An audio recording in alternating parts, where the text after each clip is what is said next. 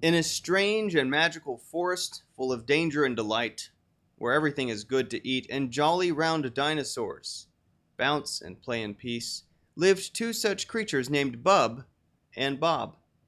One day, Bub and Bob got word that two of their Brontosaurus buddies had been abducted by Baron von Blubba, who lived in the evil forest just beyond the horizon.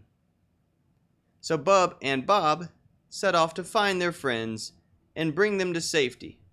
But the Baron had sent many ill-tempered and hungry beasties to the forest to stop Bub and Bob from finding their friends. Only Bub and Bob's magic bubble blowing powers could save them from spontaneous ingestion. Hey Bub, looks like we've got some troubles, and truly, they're in the shape of bubbles. No kidding, Bob. We're in a crunch. These bubble-bound beasties are hoping to have us for their lunch. Let's not stew. There's only one way out of this jam. Righto, Bubble-O.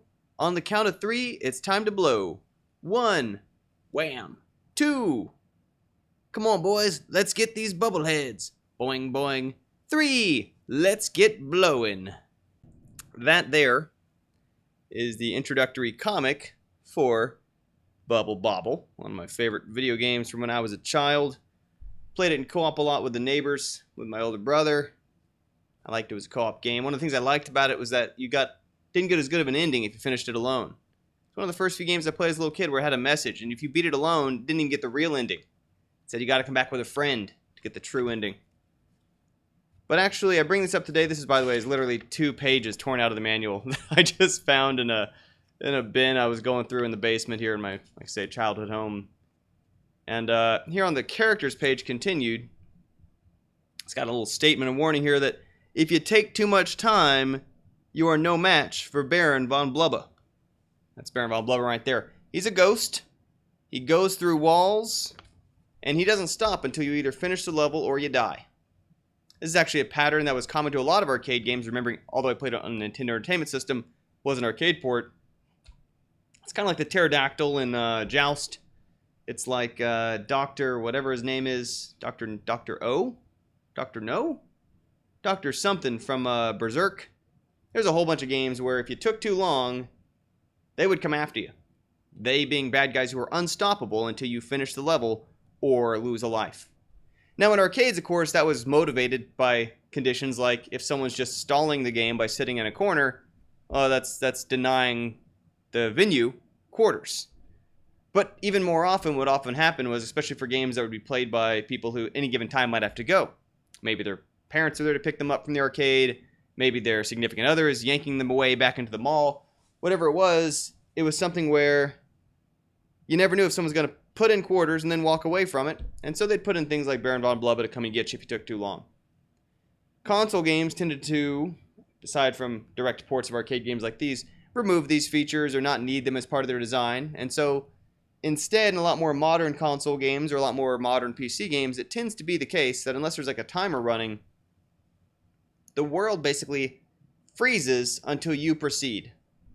That it doesn't matter that Gotham's been overrun by bad guys, doesn't matter that you're in the middle of the war zone and cross enemy lines, doesn't matter what the narrative context is, you can kind of just sit there and chill. And the whole world just sits and waits for you. And at whatever pace you feel like proceeding, you'll be able to still reach the end. Now, granted, the dynamic here of Baron von Blubba coming to chase you and telling you to hurry up when you take too long was, again, incentivized by market conditions, by the context and form of payment for the game.